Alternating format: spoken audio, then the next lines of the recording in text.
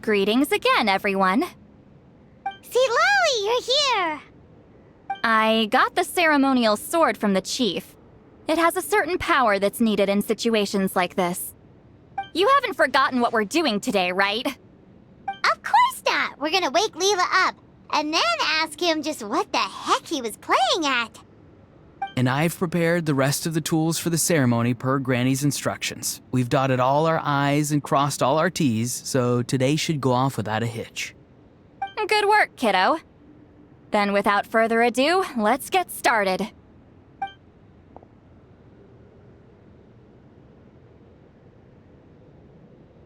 I give offerings from the mystic smoke, the gift of stars on a moonless night, a wreath of dreams in the swirling wind. Glory be to the ruler of death. Fade, fade, fade. Thrice uttered and thrice repeated. Whoa! Is this one of her magic spells? This whole place suddenly got cold. What's happening? Keep your voice down. We mustn't disturb her. We, the children of the Priest King, swear to abide by the ancient pact and tear through the veil of the Night Realm. I am Seedlali. Hear my command. I am the Shepherd of Doomsday. I am ulbatil. Oh, look! Leela's spirit is back.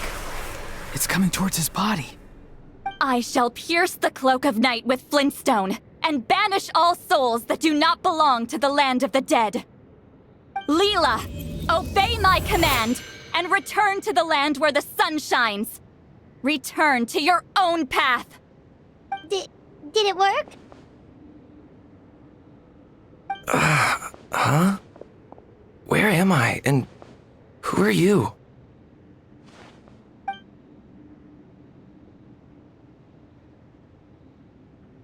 Whoa! Granny Eatsley, High Priestess Seedlali, please have mercy! Aw, guilty conscience, huh? So, you know full well what you've done. Do you have any idea how close you were to never making it back? Or maybe you thought life would be more fun as an inanimate object. I'm sorry, I messed up, and I'll face the consequences. Oh, you sure about that? Then say goodbye to your parents. Tell them this. Goodbye, Mom and Dad. I've realized I enjoy life as an empty shell so much that I've decided to get Granny Eatsley to turn me into a stone statue so I can stand guard over her house for the next 100 years. No, please! Please don't, I'm begging you. I'll never do this again, I promise. Thank you, High Priestess Seedlali. Thank you for rescuing me. Don't thank me. Thank my grandson. If he hadn't sensed something was amiss, I wouldn't have bothered getting involved. You're more than welcome, Leela. And don't mind Granny. She's all bark and no bite. We're just glad that you're okay. Besides, someone tricked you into doing this, didn't they? That Kokju guy. He's the real culprit here. No, Mr. Kokachu had nothing to do with it. It was all my doing. Huh? Well, he suggested the method of using a powerful spirit relic as a medium, but it was my decision to go through with it. I wasn't coerced or anything. I'm sorry. I'm the one to blame. The brainwashing is strong with this one. So did Kokachu provide the relic? He did. He said it was a treasure related to the Mare Javari. Right, so that proves it. He was using you. He coaxed you into doing the clairvoyance for him. But I'm a spirit duffer who can't cast a single spell. What use would I be to him? Guys like me couldn't sense a spirit even if we spent the rest of our lives sitting and meditating.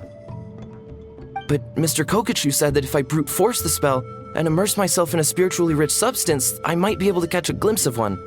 It seemed like my only option.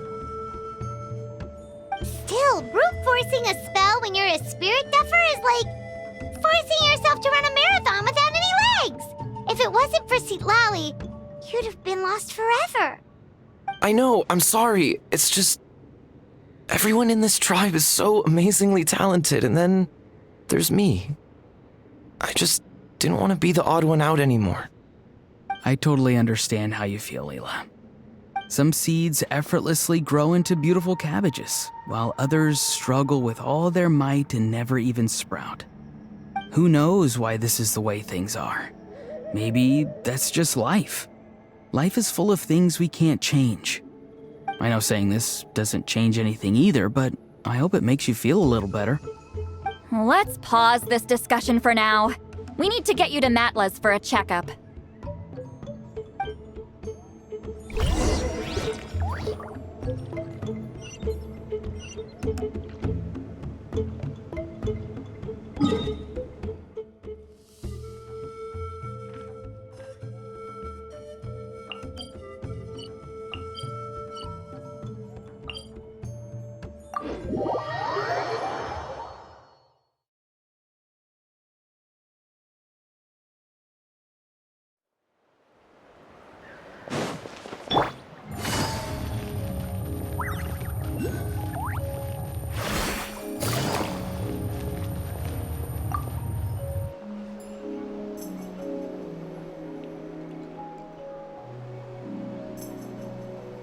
Okay, looking good. Seems like this guy got off lightly. Just make sure he eats when you get back. He must be starving. That's a relief. I've heard of cases where people's bodies started necrotizing after they spent too long meditating. What a horrifying thought! Anyway, Leela, even though we didn't know each other before all this, I'm still really glad that you're okay now. Well, maybe you don't know me, but I've heard all about you. The same goes for High Priestess Citlali, the Traveler, and Paimon. I've heard all the stories. Huh? Even us? This might sound corny, but you're exactly the kind of people I've always dreamed of becoming. But it's clear to me now. That was just wishful thinking. Honestly, why'd I have to be born a spirit duffer? Nah, it's alright, really. I'm used to being useless by now. Thank you all for saving me. Auroron, I think you're right. It's just a fact of life. I promise I won't take another risk like this in the future. I've brought you more than enough trouble already. Aw, Leela. It's okay. There's no need to comfort me. Hey, you little rascal. What are you talking about? Look at me. Huh? What's wrong, High Priestess Citlali? I said, look at me. Take a good hard look. Sense anything strange? Granny, what are you talking about? What do you think, Traveler? Another case of happy to help written on someone's face?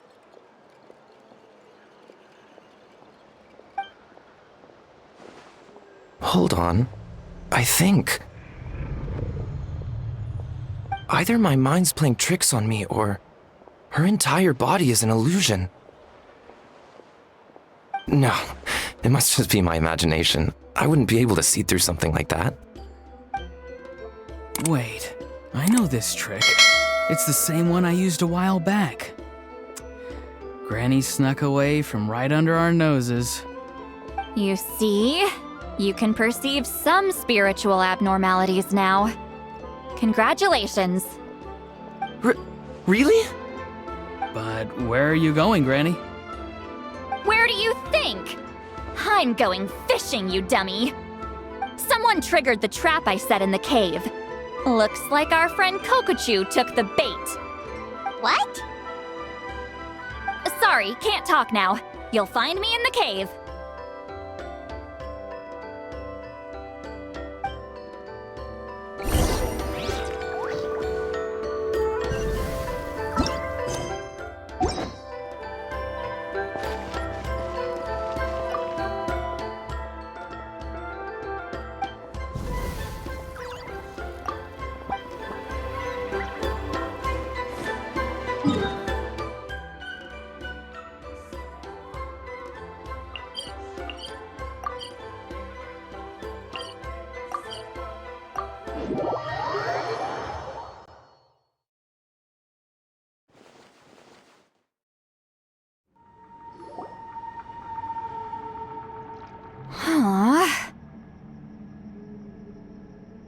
Don't believe it.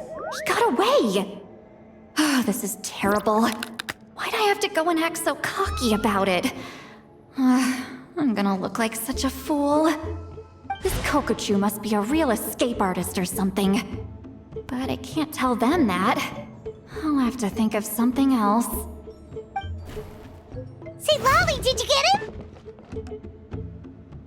Given that she's the only person here, I'm guessing no. I thought I'd let him go, for now. But I left a mark on him. So if he comes around here again, I'll be able to track his every move. Oh, so Granny had only pretended to leave the cave, when in fact she'd set up a whole trap for him and was lying in wait. Ah, so just like how you caught Auroron! But how did you know Kokochu would come here? Because I planted the bait here. The Mare Javari map and the bow shard. Left them both on the table. I had a feeling those were what he was truly after. And sure enough, my trap was triggered just moments after we left. So you really did set up traps here after all, huh? Of course. It's just that they'd never do anything to either of you. See? What did I tell you? So, Mr. Kokochu, you used me after all. This whole time, all you wanted was to find the location of the Mare Javari. That's right. I've been wondering about the shard he left ever since I came across it. Why did he leave it there? The moment I confirmed the Mare Javari's location, that's when I realized it was bait. He was counting on Leela's spirit getting lost and the tribe coming to his rescue. Then, by helping Leela, we'd be helping him. Oh, so he was fishing too! It was all a ploy to lure in an actual clairvoyant who could look into the shard for him. Yep. And somebody fell for it, hook, line, and sinker. I'm sorry. I took the bait. But so did Granny. Ugh, the nerve! I only got involved because of you, you little scamp! Either way, Kokchu played us like a fiddle. Huh. He managed to accomplish his goals without taking any of the risk himself. Pretty sneaky. You could say that again. Imagine if he tried to approach Seat Lolly directly. She'd have seen through it right away. Although, actually, Seat Lolly, why did you let him go? Because I couldn't risk using my full abilities here. He was a pretty slippery character, and if I'd kept him here by force, there could have been unintended consequences. Was it my fault for picking a bad place? I'm sorry. I went looking for somewhere with a wealth of spiritual energy when I first decided to help Leela, and ended up choosing this mad sage's hideout. Mad Sage? Yeah, he's napping right behind that wall. We'd have a whole new situation on our hands if we woke him up. That's why I decided against using my full abilities. I do have some good news, though. I snatched the shard and map back before he bolted, so I may have restrained myself, but I certainly didn't let him walk all over me. That's great! So he left empty-handed! Yes, sort of. The bad news is he did get a look at the map before he left. Not that the Mare Javari's last known location is a huge secret, but still. Yeah, that's kind of worrying. What if he's got some sort of diabolical plan? Don't worry. I'll keep tracking him. Also, Leela, if it's all the same to you, I'd like to give the shard and map to the Traveler as a gift. They might prove useful at some point in her journey. Absolutely. That's completely fine. The Traveler deserves it. None of us are interested in them. And if there's any chance of them leading you to the Mare Javari, I'm sure an adventurer like you wouldn't want to pass on that opportunity. Granny Eatsley has a sense for these things. So, Granny Eatsley? Do you think I'm still a spirit duffer? What kind of a dumb question is that? You saw through my illusion, didn't you? I mean, that's partly because I deliberately made it imperfect, but even then, a spirit duffer wouldn't be able to see through that. Auroron, give this guy some lessons when you've got the time. Leela, put in the work, and we'll see how far you get. Amazing. Life is so full of surprises. As long as you keep moving forward, you might just run into some fertilizer in the middle of the road. I'm so happy for you, Leela. Let's both give this our best shot, and who knows? We might both be beautiful cabbages one day.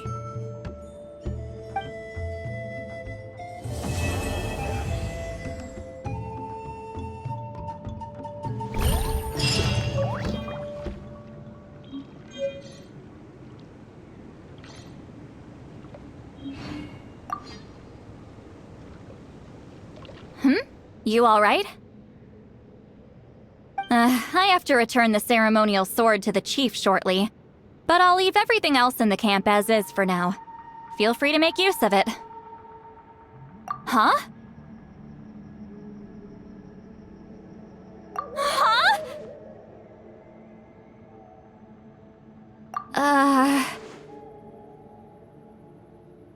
What is this? What's going on?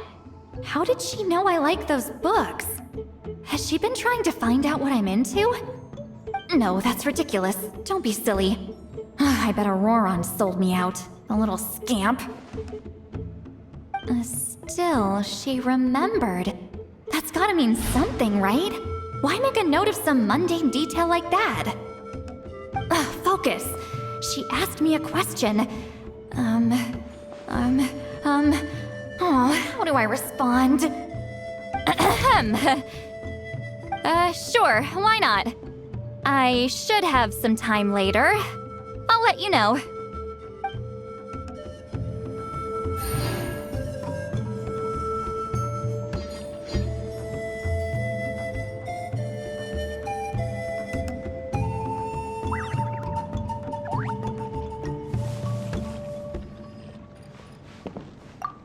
Thank you for everything. This would have been so much harder without you. These are for you. They're all homegrown. I hope you like them.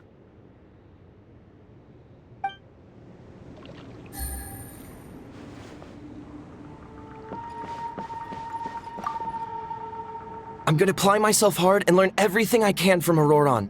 He'll make a cabbage out of me yet. Although, to be honest, I'd rather become a carrot. More nutritious, you know?